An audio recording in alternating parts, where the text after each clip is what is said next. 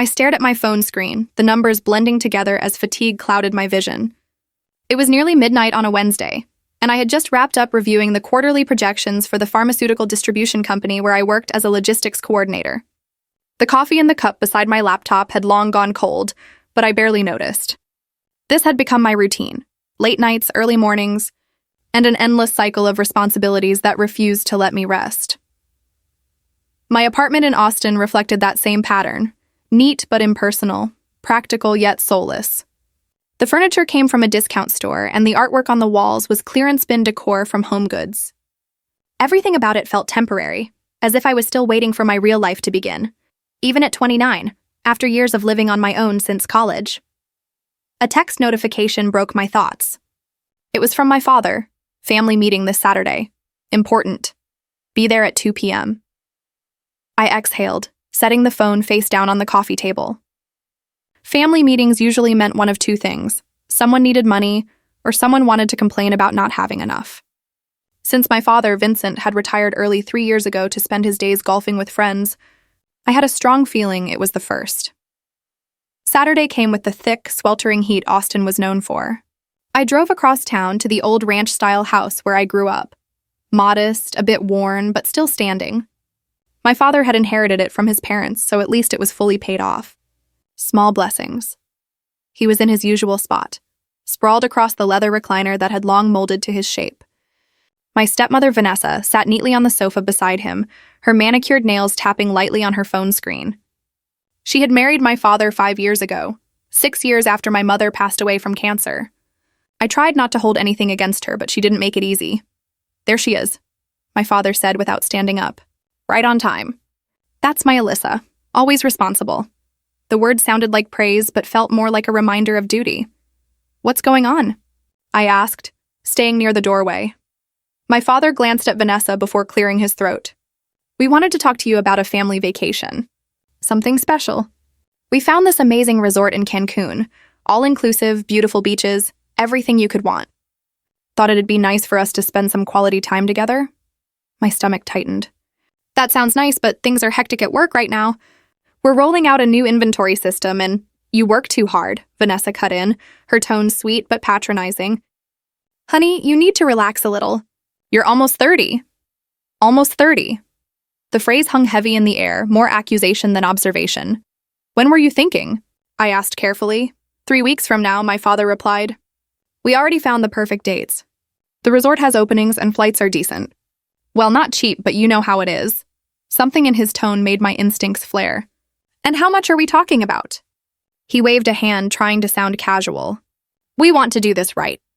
No cutting corners, no budget stuff. A real vacation, the kind we deserve. Dad, I pressed. How much? He shifted uncomfortably, pretending to fiddle with the remote. About $2,400 per person. So, $7,200 total for the 3 of us. The number hit me like a blast of cold water. $7,200. I know it's a lot, Vanessa said quickly. But when you break it down, it's actually reasonable. 7 days, all meals covered, premium drinks, full spa access. I can't afford that right now, I replied flatly. I'm still paying off my car, and last month I had to replace my water heater. My father's expression tightened. Now, Alyssa, he said. Before you say no, just hear us out. This matters. Family matters. We never spend time together anymore. Because I'm working, I shot back, my tone sharper than intended. Exactly, he said, as though I had confirmed his point. You're always working. When was the last time you took a real vacation? Or did something just for fun? I started to respond but had nothing to say. He wasn't entirely wrong. My last vacation had been a 3-day weekend 2 years ago, most of which I spent sleeping and doing laundry. Here's what we're thinking, my father continued, leaning forward like a salesman about to close a deal. We all pay our own share. Equal split. No handouts, no one feeling used.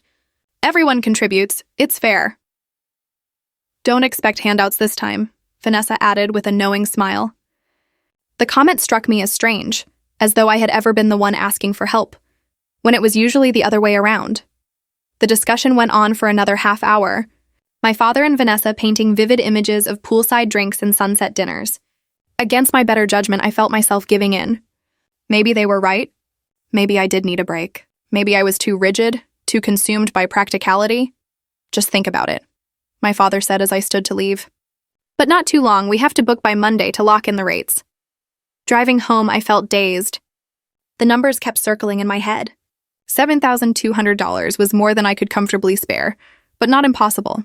I had around $15,000 saved in my emergency fund. Spending nearly half on a vacation seemed irresponsible, but guilt was already creeping in. When had I last spent quality time with my dad? When had I done something simply for myself? By Sunday night, I had convinced myself. I'd pay my share. I'd try to relax, to live in the moment, to stop worrying so much about the future, like all those self-help articles and friends kept suggesting. I texted my dad. Okay, I'm in. Tell me what you need from me. His reply came instantly. That's my girl. I'll handle the bookings. Just be ready to transfer your share when I ask. Monday morning brought chaos at work. A shipping error that delayed critical medication deliveries to a hospital network. I spent the entire day on calls with carriers and suppliers, troubleshooting until my head throbbed. By the time I got home at 7 p.m., I was drained. I had just changed into comfortable clothes when my phone buzzed with a message from my father. Booked everything. Need your share ASAP. The payment request came through just as I reached for my phone. My banking app lit up with a notification. My father had sent a request through the same app we used for occasional transfers. The amount froze me in place. $7,200. I stared at the screen, my finger trembling above the decline button. It didn't feel real. This was my savings, my hard-earned money, the safety net I'd built through countless overtime shifts. Yet it was also my father, my family, the only family I truly had left. I closed my eyes and approved the transfer. Instantly, my balance dropped. Watching the number vanish made me feel sick, but I tried to convince myself it would be worth it. Quality time, peace, memories that mattered. An hour later, another text appeared. Thanks for covering us. Couldn't have done it without you. I read it 3 times. Each time, my chest tightened a little more. Covering us? Not thanks for your part. Not can't wait for the trip. Just covering us. It hit me hard. I hadn't paid 1/3. I had paid for everything. My share, my father's, and Vanessa's. The total was $7,200, which should have been $2,400 each. But clearly, neither of them had ever planned to pay. The talk about fairness, no handouts, everyone contributing, it had all been a performance. I called my father immediately. He picked up on the 4th ring, his voice cheerful and calm. Hey, sweetheart, everything okay? You said we'd each pay our share, I said, trying to keep my voice even. We are, he replied casually. You just paid yours? Dad, I paid $7,200. That's the entire trip. A pause. Then, with fake surprise, he said, Oh? Guess the total was less than I thought. Lucky us, more for activities, right? His casual lie felt worse than the theft itself. You told me $2,400 per person, I said. My voice rising despite myself. No, I said $2,400 each. Meaning per person, he replied, now patronizing. You must have misunderstood. But hey, look at it this way. You're always saying you want to do more for the family. Now you can treat us. Think of it as a thank you for all we've done for you. Everything they'd done for me. The words stung.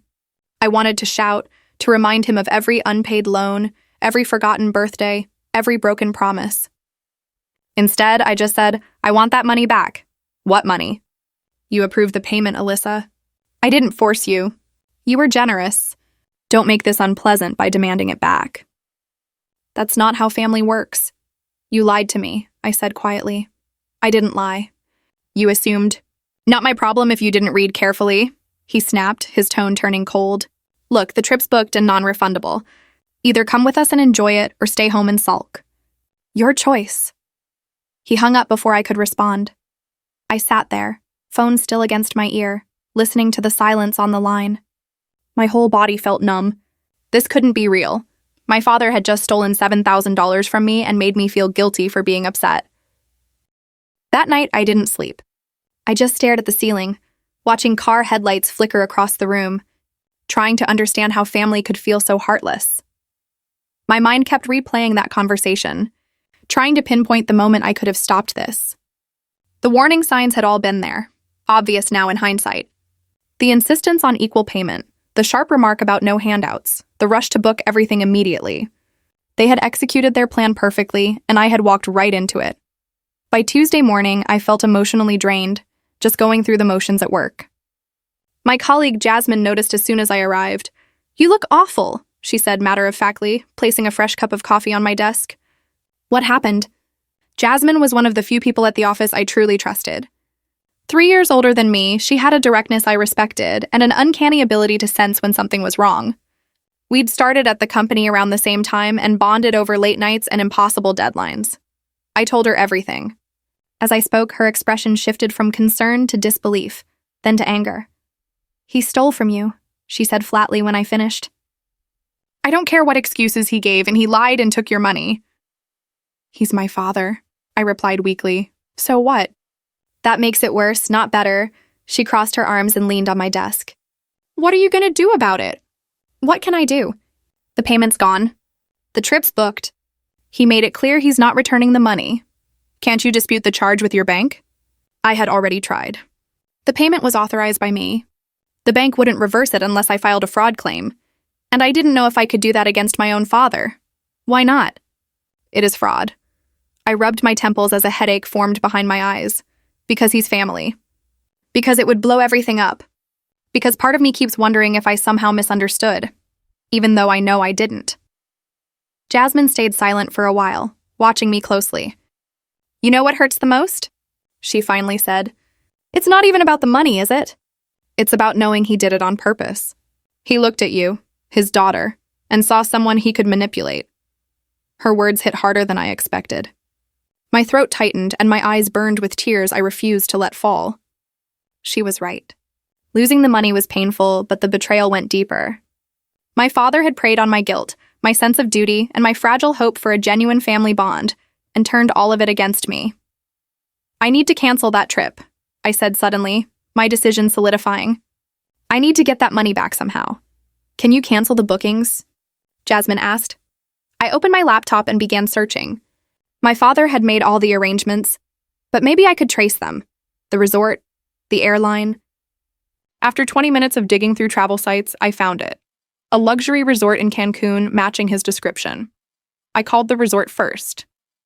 A cheerful representative confirmed a reservation under my father's name, 3 guests arriving in 3 weeks. But when I asked about cancellations, her tone shifted. "I'm afraid that reservation is non-refundable," she said.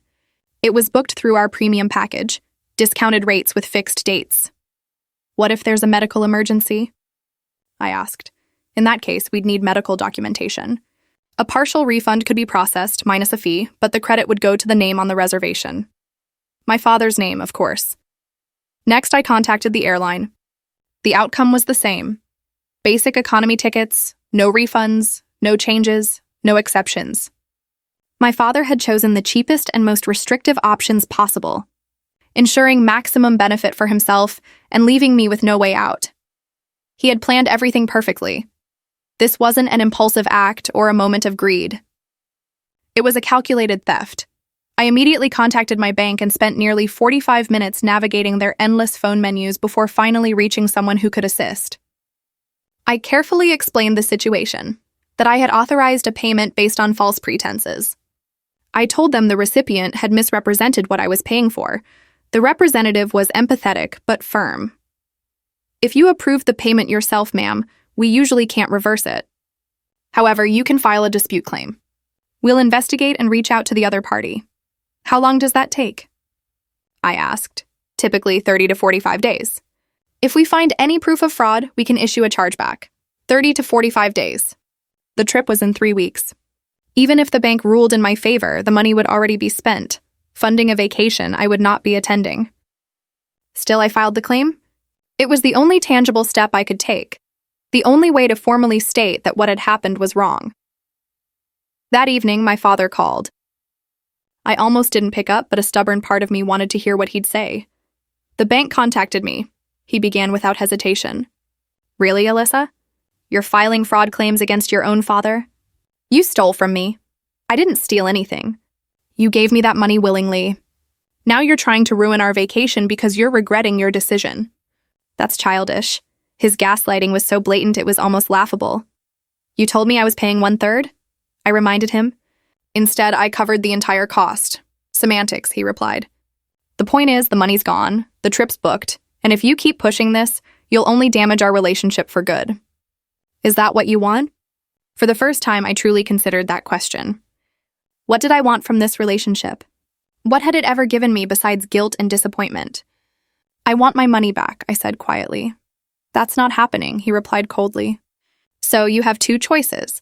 Drop this nonsense and come on the trip, or stay home and accept you made a generous gesture. Either way, move on. He hung up, leaving me alone with my anger, emptiness, and the $8,000 I still had, money that suddenly felt like a fortress under siege. I had spent my entire adult life being responsible, doing what was right even when it was hard. And this was my reward. A father who treated me like an ATM and a stepmother who probably mocked me behind my back. Something inside me shifted that night. Sitting in my silent apartment, the weight of betrayal pressing against my chest, I realized I was done being the dependable one, done being the easy target. If my father wanted to treat this like a transaction, then I would too. And I would make absolutely sure I got what I paid for. The next morning, I woke up with a clarity I hadn't felt in days. My anger was still there, but now it had purpose. I was finished being passive. If my father wanted to play games with money, I'd learn the rules, and I'd play smarter. I started by documenting everything. I combed through every text message and saved screenshots of our conversations. The family meeting message, his assurance that everyone would contribute, his remark about no handouts, and most importantly, his casual thank you text admitting that I had covered the entire cost. Then I reviewed my bank statements and highlighted the $7,200 transfer. I created a folder on my laptop titled Cancun Trip and organized every piece of evidence chronologically. If this escalated legally, I wanted airtight documentation. Still, taking legal action felt like the nuclear option, one that would permanently destroy whatever fragments of a relationship I still had with my father. Part of me still hesitated, clinging to the hope this could be solved without burning bridges. I was naive. On Wednesday afternoon, my phone rang, Vanessa.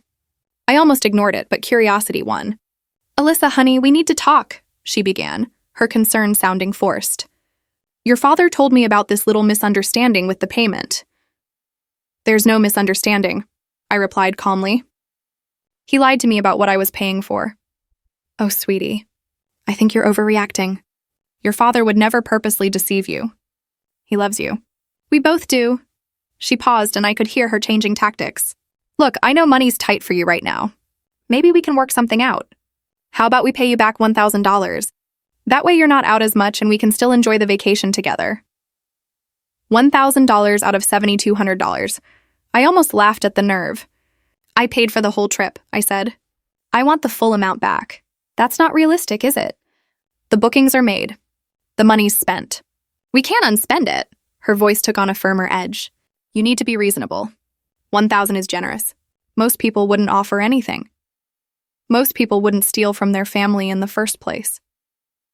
Her tone went genuinely hurt, as if I'd breached some social rule by stating the truth. We're trying to include you in family plans, and this is how you reply. Accusations and hostility. I'm not going on that trip, I said, and I'm not dropping the dispute with my bank. Vanessa's demeanor shifted completely. The warmth vanished. Fine, but don't come crying to us when you're alone and miserable because you chose money over family.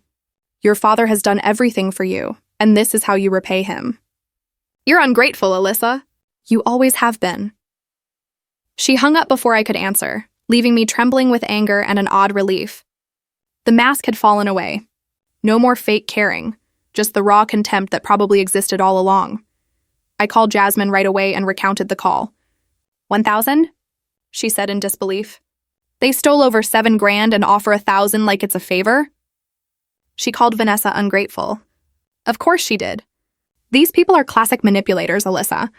They steal, gaslight, make you feel guilty, then offer a tiny concession to look magnanimous. Jasmine paused. You need to accept you won't get that money back through negotiation. They have no incentive to return it. So what do? You make them regret it, she said simply.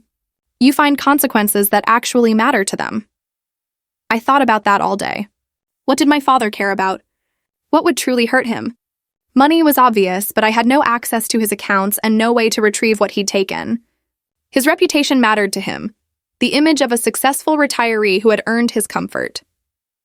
But how could I damage that without seeming vindictive? That night, while reviewing the documents I'd collected, the answer came. The trip was in 3 weeks. The reservations were non-refundable. My father was counting on that sunk cost to keep me silent, to force me to swallow my anger and pretend everything was fine. But what if the trip didn't happen? Not for me, for them. I opened the resort's website and studied the policy. Non-refundable meant no refund, true, but reservations could still be canceled. Crucially, the booking was under my father's name with his credit card on file. Confirmation emails had gone to his inbox, but I had the reservation number.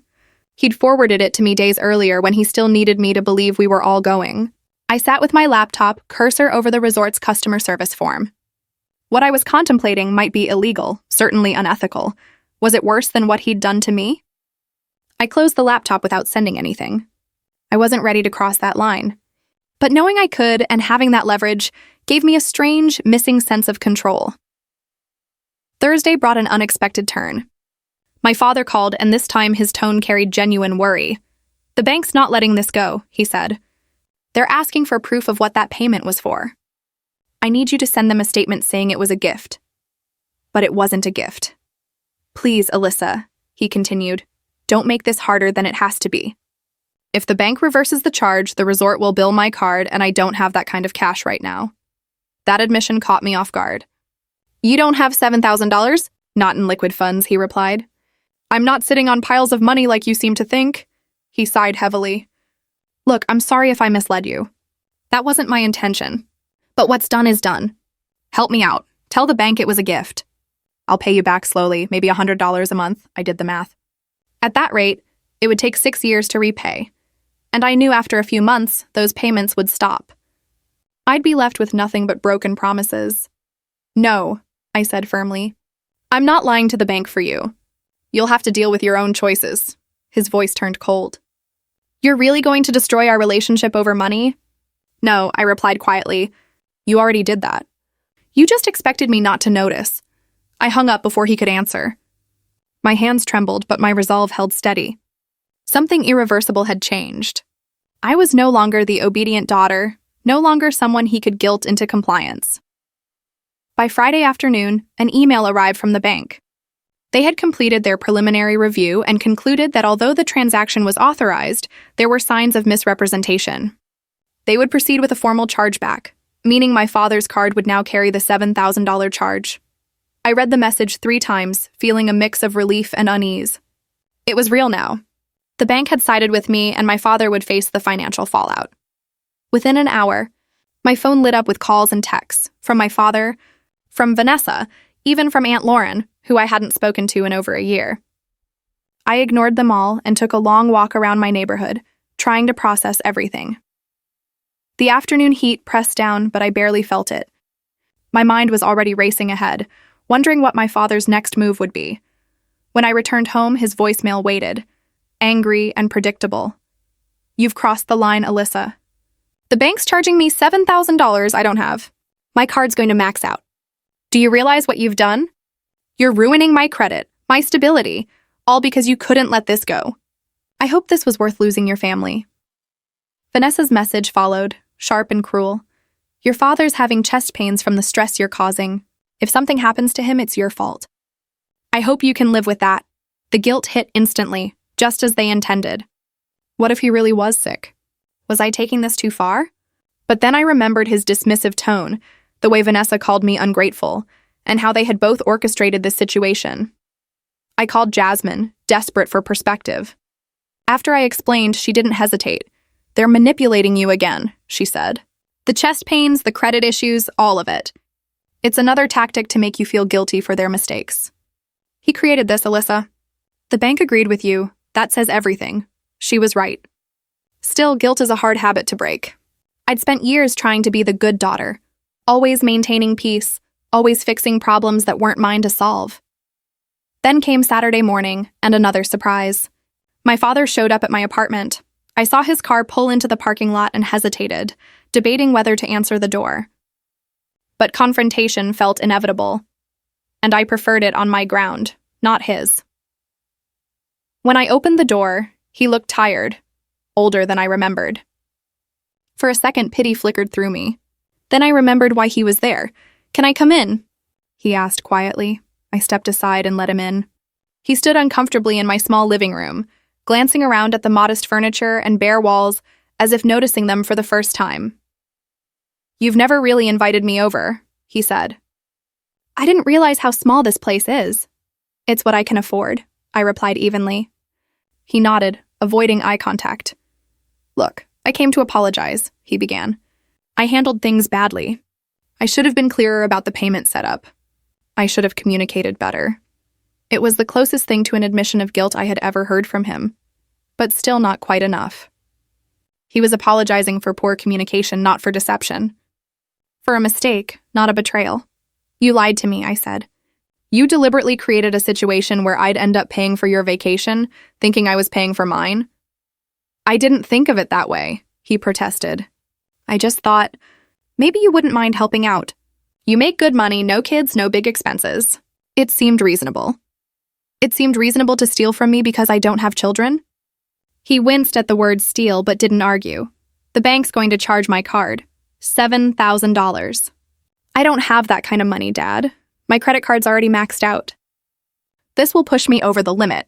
Penalty fees, higher interest. It'll spiral." "Then you shouldn't have spent money you didn't have on a luxury trip," I said coldly. "I thought it was covered," he muttered. And there it was, the core of his thinking. He assumed it was covered because he assumed I'd accept being used. He counted on my guilt, my need for connection, my desperate wish to believe we could be a real family.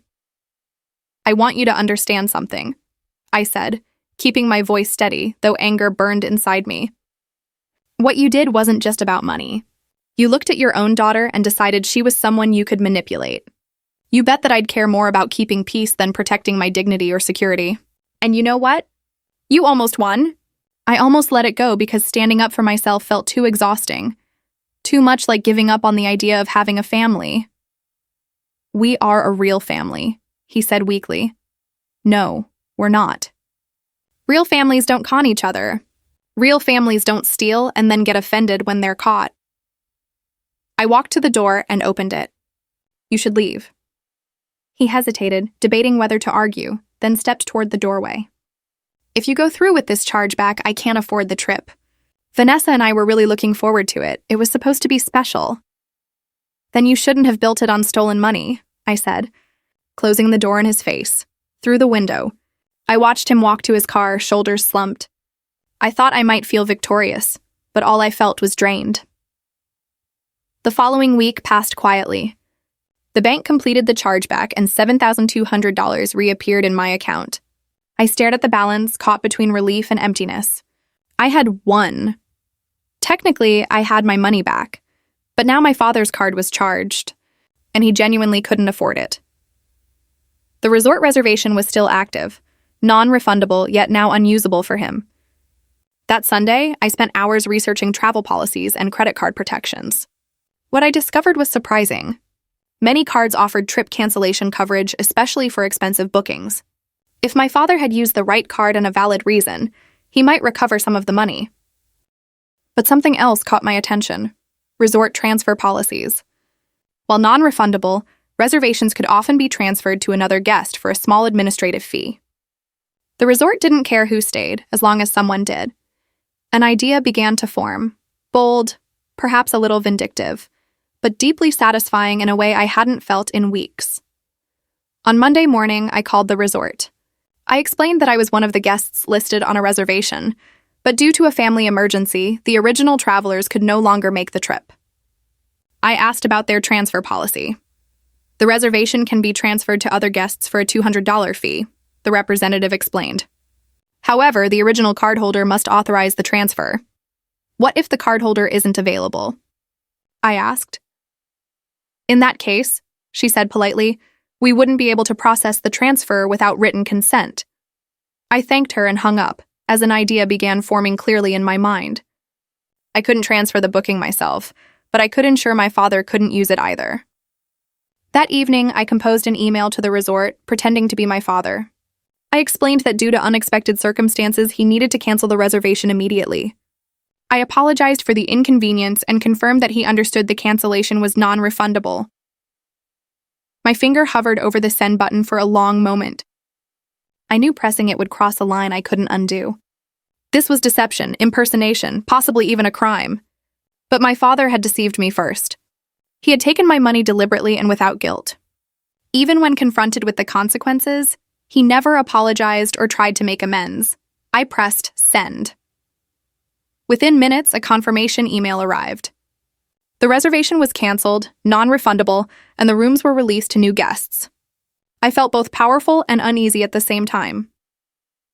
The next morning, Tuesday, my phone rang. It was my father, furious and panicked. "What did you do?" he yelled. "The resort called Vanessa. They said our reservation was canceled. They said I emailed them to cancel, but I never did. What the hell did you do?" "I have no idea what you're talking about," I replied calmly. "Don't lie to me," he shouted. "You canceled our trip out of spite. You already got your money back, and still that wasn't enough. You had to destroy everything." "If someone canceled your reservation," I said evenly, "you should probably speak with the resort. I'm sure they have the records." They showed me the email. It came from my address. "How did you access my email, Alyssa?" "That's hacking." In truth, I hadn't accessed his account. I had simply created a new email with a similar address, relying on the resort not to notice small differences. "But I didn't correct him." "I think you're confused," I said. "Maybe Vanessa canceled it. Or maybe you did and forgot. Either way, that's your issue, not mine." "You're unbelievable," he hissed. "Fine, you win. Are you happy now? You got your money back, ruined our vacation, and destroyed our relationship. Congratulations. I hope it was worth it." "Actually," I said before I could stop myself, "I have one more thing to tell you." "What?" he asked, his voice cautious now. "I'm done," I said simply. "I'm done being your safety net, the one who fixes everything. I'm done feeling guilty for setting boundaries. You've taught me something important these past weeks, that blood doesn't excuse mistreatment. So thank you. It's the most valuable lesson you've ever given me." "Alyssa," I hung up and immediately blocked his number. Then I blocked Vanessa. Then I blocked Aunt Lauren, who had been leaving aggressive voicemails about family loyalty. My apartment was silent. I sat there waiting to feel regret or sadness or anything else. Instead, I felt something unexpected, lightness. It took me a moment to recognize it. Relief. On Wednesday, Jasmine came over after work with Thai food and a bottle of wine. "I figured you could use some company," she said, stepping inside. "And I need to hear what happened. You've been so cryptic in your texts." As we ate pad thai straight from the containers, I told her everything: the chargeback, my father's confrontation, the canceled trip, and our final call. Jasmine listened quietly, her expression shifting from shock to admiration. "You actually did it," she said finally. "You went scorched earth. Was it too much?" I asked, still unsure. "Too much?" She laughed. "It was just right. He stole from you, gaslit you, and tried to make you feel guilty for reacting. You didn't do anything to him that he didn't bring on himself." She raised her glass. "Here's to standing up for yourself and never letting people treat you like a doormat again." We clinked glasses, and I felt something shift inside me. Maybe she was right. Maybe I hadn't gone too far. Maybe I had gone just far enough. The rest of the week was quiet. No calls from my father, though Vanessa tried from another number before I blocked that too. Aunt Lauren sent a long email about how my late mother would be. Disappointed in me, I deleted it without finishing. The following Monday, 3 weeks after our family meeting was supposed to be the day of the trip. I took the day off work, did absolutely nothing productive, slept late, watched movies, ordered expensive sushi, and didn't think about my father once. It felt like freedom. By Tuesday, I returned to work with a clarity I hadn't experienced in months. I immersed myself in a new project, a complete redesign of our distribution tracking system, something I'd been avoiding because it once felt too ambitious. But now ambition felt right. It felt like progress. Jasmine noticed the shift immediately. "You seem different," she said during lunch. "More confident, maybe." "I feel different," I admitted. "It's like I've been carrying a heavy weight for years without even realizing it. And now it's finally gone. The weight of trying to sustain a relationship that was never mutual." "Exactly," she smiled. "Good for you." Honestly, not many people have the courage to cut ties with toxic family. Society conditions us to think that blood means endless forgiveness. It's refreshing to see someone stand firm with boundaries. Over the next month, I focused on work and rebuilding my life on my own terms. I joined a Thursday evening pottery class, something I'd always wanted to try but never made time for. I went to happy hours with colleagues instead of rushing home to an empty apartment. I even went on a few dates, though nothing serious came of them. Most importantly, I began therapy, not because I felt broken, but because I wanted to understand why I had allowed my father's manipulation for so long. My therapist helped me uncover patterns I hadn't seen before, how I prioritized others' comfort over my own, how I equated being useful with being worthy, and how I'd convinced myself that setting boundaries was selfish. You were conditioned from childhood to accommodate others, she explained in one session, and your father took advantage of that conditioning. But the important thing is, you recognized it and you stopped it. That takes strength. 2 months after the canceled trip, a letter arrived in the mail. Not an email, but a handwritten envelope addressed in my father's familiar script. I stared at it for several minutes before deciding to open it, uncertain if I even wanted to know what it said. Inside was a single sheet of lined paper filled with his messy handwriting. Alyssa, I know you probably don't want to hear from me, but you need to understand what's happened since you decided to punish me. The chargeback ruined my credit score. I had to close that card and now I can't get a new one. Vanessa is furious. She says I embarrassed her by promising a vacation we couldn't take. She's even talking about leaving. My friends keep asking why we canceled, and I lie, saying it was a scheduling issue, because I'm too ashamed to tell them the truth. You did this. You chose revenge over family, and now I'm suffering for it. I hope you're happy. I hope destroying your father's life was worth whatever point you were making. I raised you better than this. I read the letter twice, waiting for guilt to surface, but it never did. Instead, I felt strangely detached, as if I were reading someone else's family story. The phrase, "I raised you better than this," stood out. He had raised me to be obedient, to put his needs first, to feel responsible for his emotions. But I had become better than that. I had grown beyond the role he tried to define for me. I took a photo of the letter, filed it with my other records, and dropped the original into the recycling bin. Then I texted my therapist to schedule an extra session that week. He's still trying to manipulate you, she said when I showed her the letter during our appointment. Notice, there's no apology, no accountability. It's all about his pain and how you're to blame for it. I know, I said. But a part of me still wonders, did I go too far? Was canceling the reservation crossing a line? Did he cross a line when he took $7,000 from you? Yes. Did he cross a line when he tried to guilt you for being upset about it? Yes. Then why are you holding yourself to a higher standard than you hold him? She leaned in slightly. Here's something I want you to think about. You didn't cancel that reservation out of spite. You did it because he had already taken your money through the chargeback, yet he still intended to enjoy the benefits of what he'd done. You weren't seeking revenge. You were restoring balance, ensuring he didn't profit from what he stole. That isn't revenge. It's justice. Her words settled something in me. The unease that had lingered since I sent that email. Justice, not revenge. Not cruelty. Just a refusal to let him gain from hurting me. 3 months later, my father made one last attempt to reach out. He showed up at my workplace during lunch, waiting in the parking lot until he saw me walking to my car. Alyssa, please, he said, rushing over before I could go back inside. We need to talk. No, we don't, I replied, unlocking my car. 5 minutes. That's all I'm asking. For the first time in months, I looked at him properly. He looked older, more tired. His clothes hung loose, his face drawn, but his eyes held that same calculating look I'd come to recognize whenever he wanted something. You have 2 minutes, I said, staying beside the car, but not getting in. I need a loan, he said bluntly. 5,000 Vanessa left me. She took half our savings. I'm behind on the mortgage, behind on bills. I'm drowning, Alyssa. And you're my daughter. You're supposed to help family.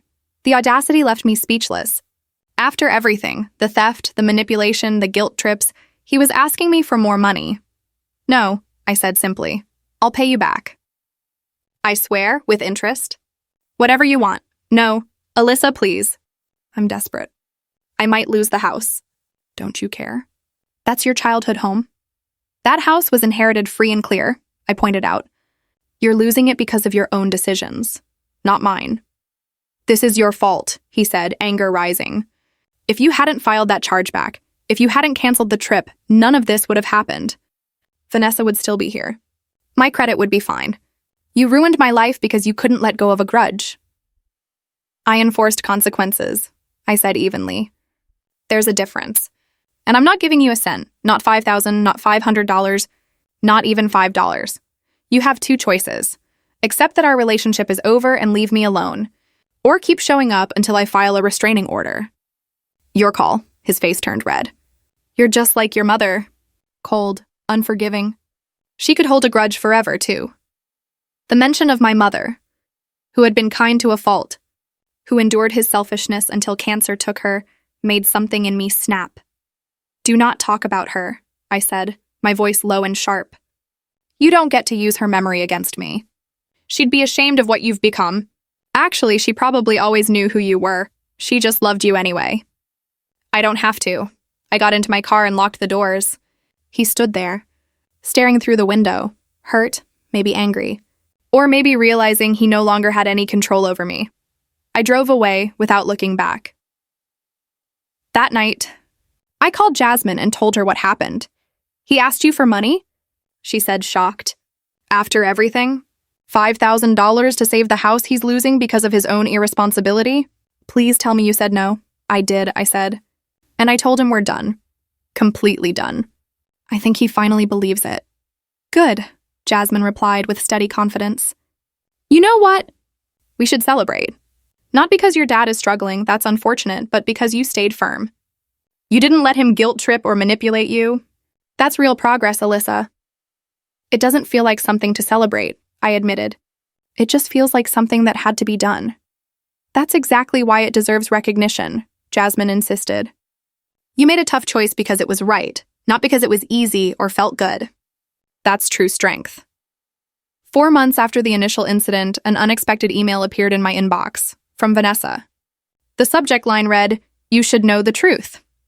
I almost deleted it, but curiosity got the better of me. Alyssa, I'm writing because I think you deserve to know what really happened with that vacation. Your father told me the trip was fully paid for. He said he'd saved for it and that everyone was contributing equally. I had no idea he'd taken the money from you until after the chargeback, when he finally confessed. I was furious. I told him he needed to make things right, repay you, apologize properly. But he refused. He said you'd eventually move on, like always. That's when I realized I didn't truly know the man I'd married. I left him not because of the money or the canceled trip, but because I saw who he truly was. Someone who could steal from his own daughter and feel justified. Someone who could lie to his wife without remorse. I'm not asking for forgiveness or trying to excuse my part. I should have questioned things more, asked for proof.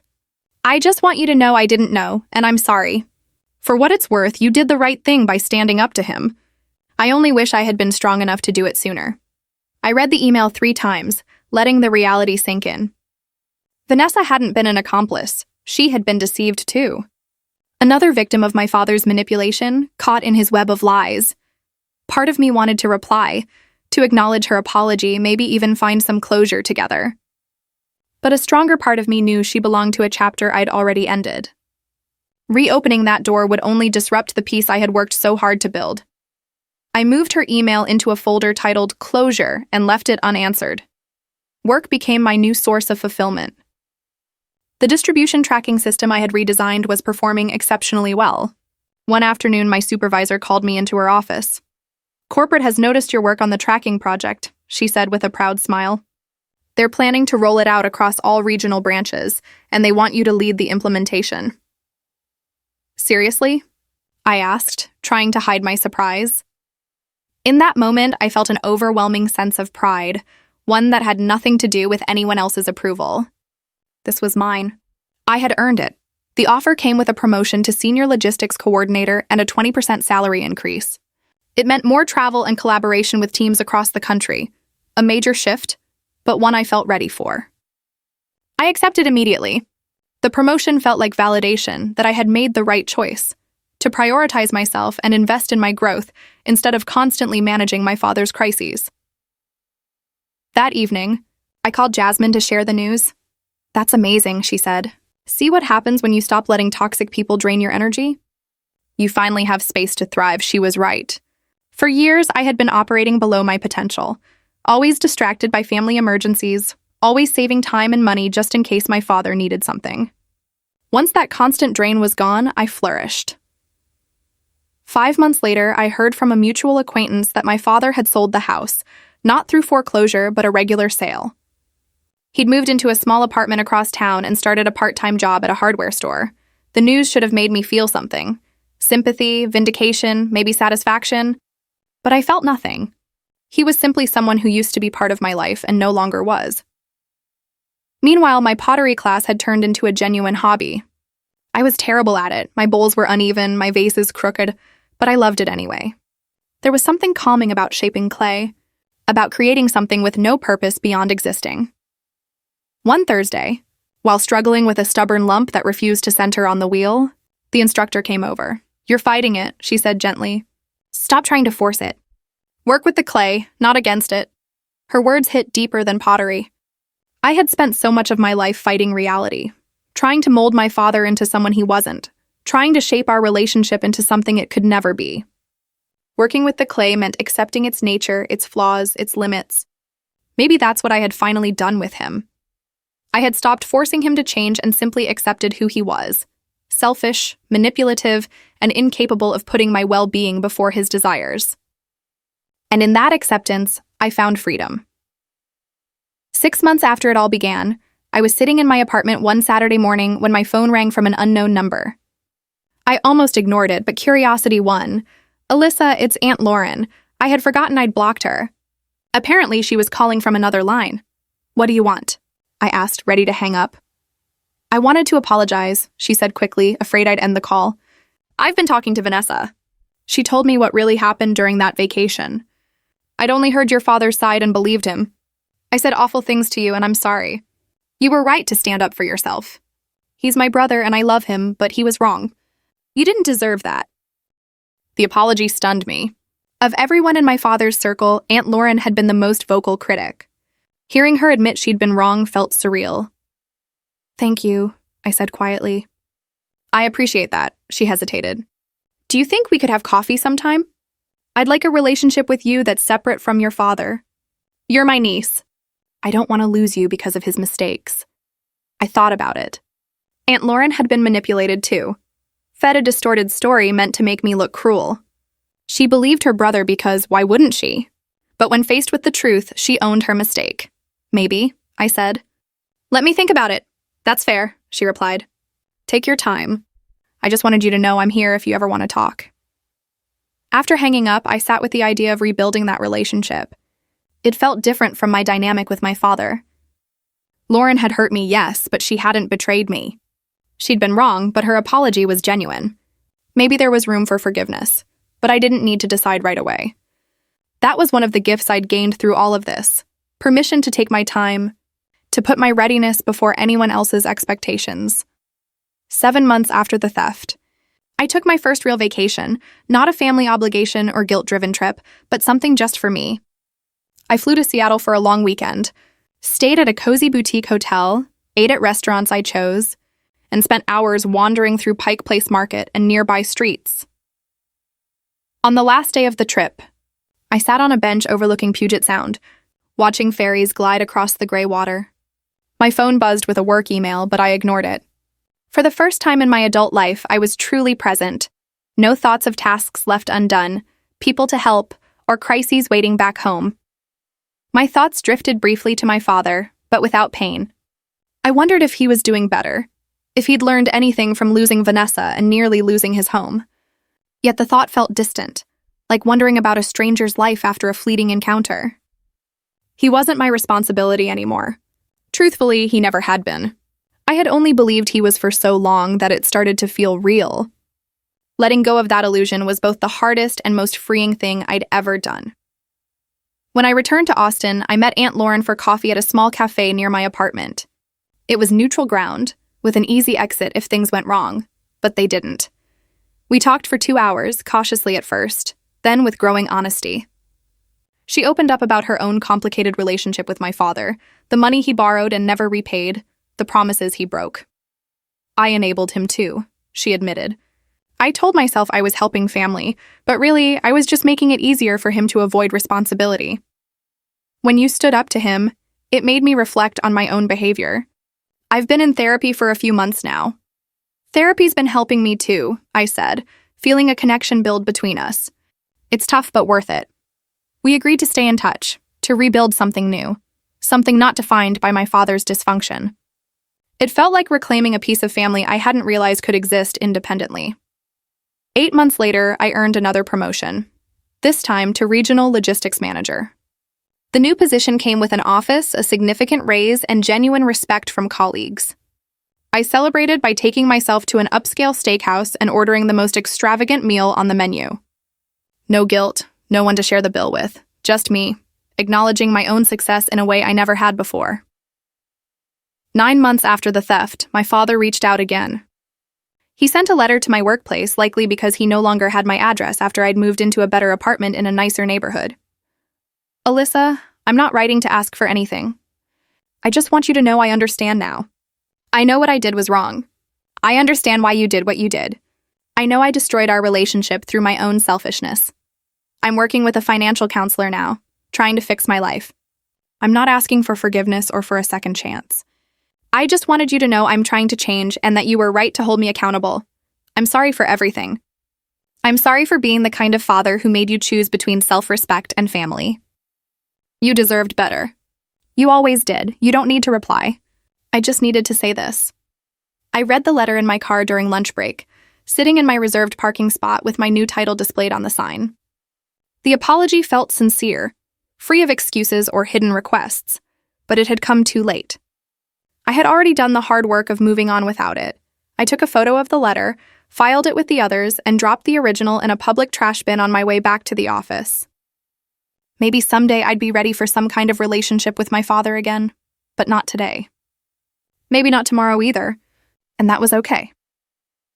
I had built a life I was proud of, friends who valued me, work that challenged me, hobbies that fulfilled me. I had learned to recognize manipulation and to walk away from it without guilt.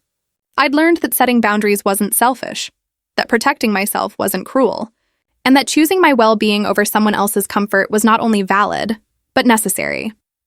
My father had taught me one final lesson, though not the one he intended. Sometimes, the most loving thing you can do for yourself is to stop loving people who continue to hurt you. Not with bitterness, but with the quiet acceptance that you deserve more than what they can give. That evening, I went to my pottery class and, for the first time, successfully centered a piece of clay. It wasn't perfect, it wobbled slightly, and the walls were uneven, but it held. It became something stable and real, much like me. In the months that followed, my father's life continued to unravel, not because of me, but because of the patterns I had finally stopped enabling. He lost his part-time job after falsifying his time card. His rent increased, and he struggled to keep up. His credit was ruined, and old friends distanced themselves once they saw the reality of his situation. He tried to reconnect with Vanessa, but she blocked him. His small social circle shrank until he was left alone, just as he had always feared, isolated by years of manipulation and broken promises. Meanwhile, I built a life surrounded by people who celebrated my wins without envy, who supported me without expecting payment, who understood that love without conditions is the only kind that matters. I learned that revenge isn't about destroying someone.